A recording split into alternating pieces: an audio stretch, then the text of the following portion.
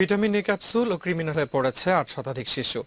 এই ওষুধ খেয়ে ময়মনসিংহে এক শিশু মারা গেছে বলে অভিযোগ করেছে তার বাবা মা। কর্তৃপক্ষের দাবি, বিভ্রান্তির কারণেই অভিভাবকরা শিশুদের হাসপাতালে নিয়ে আসছেন।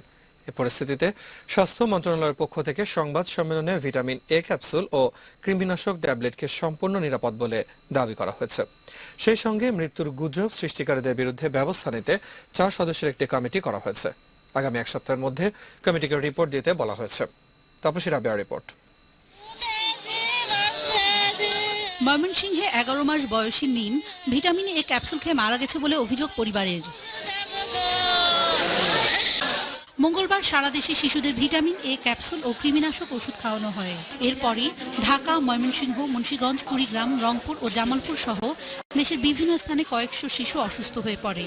অভিভাবকদের অভিযোগ, ভিটামিন ও কৃমিনাশক ওষুধের প্রভাবেই শিশুরা অসুস্থ হয়ে পড়েছে।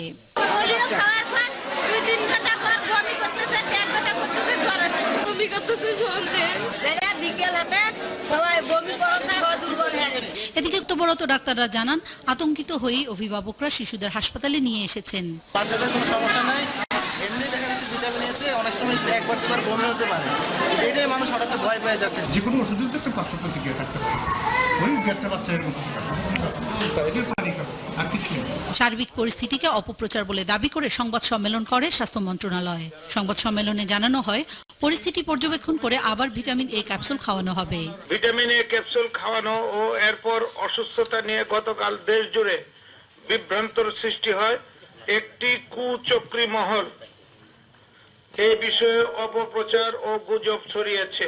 এই অপপ্রচার এরকম যে কোন জায়গা থেকে এটা সৃষ্টি, এটা আমরা এখনো পাইনি। আজকে মন্ত্রণালয় থেকে একটা কমিটি করা হচ্ছে এডিশনাল সেক্রেটারির নেতৃত্বে, তাদেরকে আমরা দায়িত্ব দেব।